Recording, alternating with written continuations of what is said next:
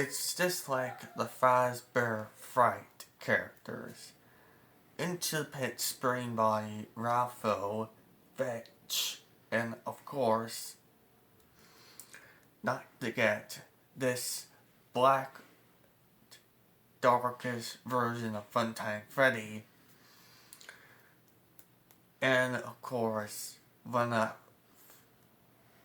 forget Dark Springtrap, they're not described by anywhere else besides the other media outside of the main series.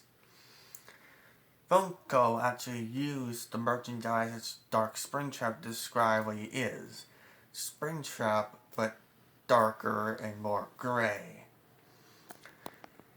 The 4 classic Funtime Freddy is a grayish looking version of Funtime Freddy.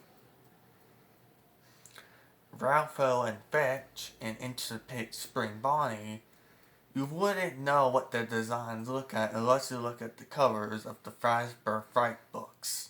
Not all of the animatronics are part of the games because they're not describable. What we see in the games, they're only describe what we see outside of the games. And the Twister animatronics are seen the same way. Here's the thing. And this is evidence number 7. How they do stuff. According to the novels, according to what the teachers see, the Twisted animatronics are the most dangerous animatronics of all time. And here's what the book mostly describes the Twisted animatronics. A part of the main character of the book's nightmares. Sounds familiar? That's right, I believe the Twisted animatronics actually asked the Nightmare animatronics for permission to actually have them. Turns out they describe in the book as hallucinations, terrifying hallucinations who trying to hunt people down.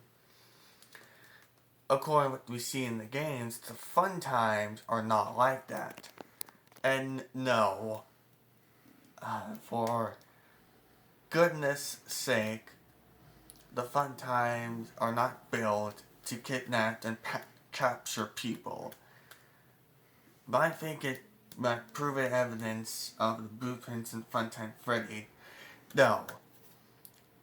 They were built to entertain people, but later on, it's like any other animatronics, later on, their purpose was to hunt down the player of Five Nights at Freddy's and form Ennard so they can become him. Player Michael Afton. That's not what Scott Cawthon creates as animatronics.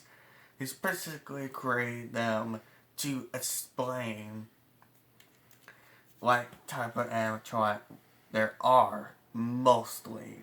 He did this with the nightmares. He explains reason why they're nightmares because they're hallucinations caused by the crying child. Same thing as the phantoms.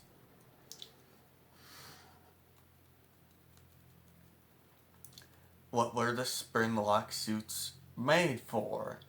What was Scott Cawthon's purpose? He created them to explain a backstory that were originally made for entertaining children, but also used as suits as for any employees that worked there, but not anymore. Evidence number 8, of course, the biggest evidence of all. And this is coming from my explanation of why I don't think you've seen this Canon short video. And this, just like the previous video, has a big question. Here's the thing. It's the twisted animatronics and the Funtime animatronics. Then, of course,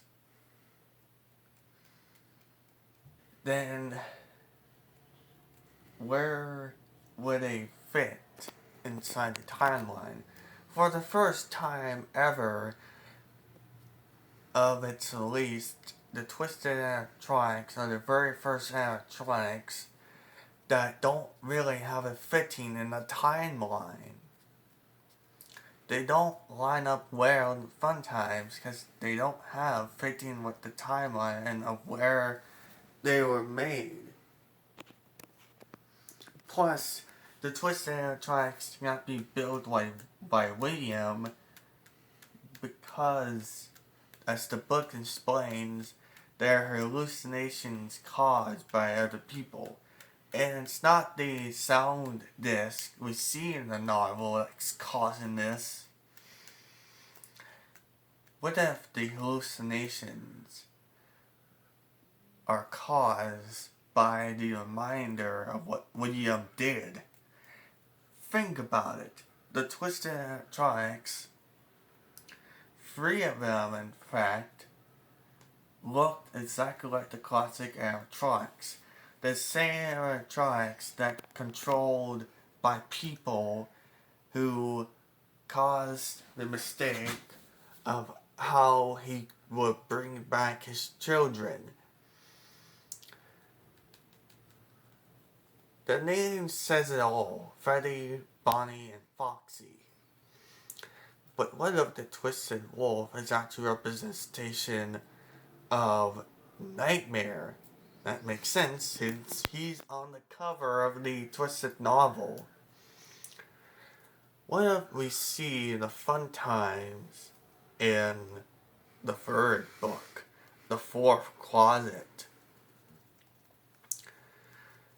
Think about it.